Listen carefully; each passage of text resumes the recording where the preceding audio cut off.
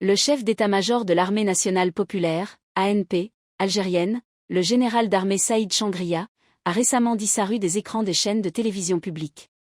Cette absence remarquée de l'homme fort du régime algérien n'a pas manqué de susciter interrogations et spéculations, d'autant plus qu'il n'a pris part ni à la réunion du Conseil des ministres tenue le dimanche 28 décembre 2025, ni au discours prononcé par le président Abdelmadjid Tebboune, le 30 décembre 2025, devant les membres des deux chambres du Parlement.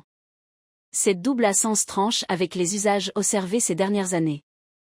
Pour mémoire, le général Changria était présent lors des précédentes allocutions présidentielles devant la même instance législative. En décembre 2023, il arborait l'uniforme militaire, tandis qu'en décembre 2024, il apparaissait en tenue civile, à la suite de sa nomination, en novembre de la même année, au poste de ministre délégué auprès du ministre de la Défense. Ces absences successives alimentent les interrogations et ouvrent grand la porte à toutes les hypothèses, parfois les plus fantaisistes.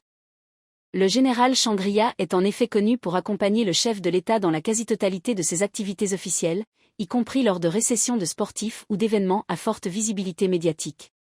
Sa présence, souvent mise en avant par les caméras des médias publics, est devenue un élément central de la mise en scène du pouvoir. Selon plusieurs observateurs de la scène politique algérienne, ces absences seraient liées à l'état de santé jugé préoccupant du général Changria. Celui-ci aurait subi une nouvelle intervention chirurgicale de la prostate, ce qui l'aurait empêché d'assister aussi bien au Conseil des ministres qu'au discours présidentiel devant les députés et les sénateurs. La dernière apparition officielle du général Changria remonte au jeudi 25 décembre, lorsqu'il s'est rendu à l'ambassade de Libye à Alger pour signer le registre de condoléances ouvert à la suite du décès, dans un accident d'avion, du général d'armée Mohamed Ali Ahmed Haddad, chef d'état-major général de l'armée libyenne contrôlant l'ouest du pays, tandis que les demeure sous l'autorité du maréchal Khalifa Haftar. La maladie du général Changria ne constitue toutefois pas un cas isolé au sein du haut commandement de l'armée algérienne.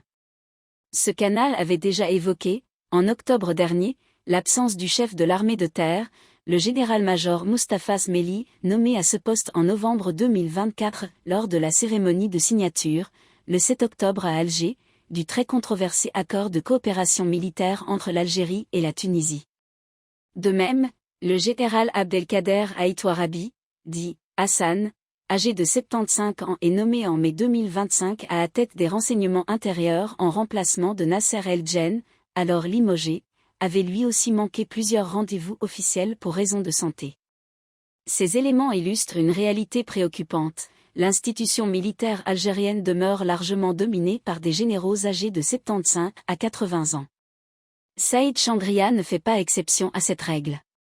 Né en août 1945, il incarne, à lui seul, la longévité d'un système de pouvoir militaire vieillissant, dont la fragilité physique de ses principaux dirigeants pose, de plus en plus ouvertement, la question de la succession et de la stabilité à moyen terme.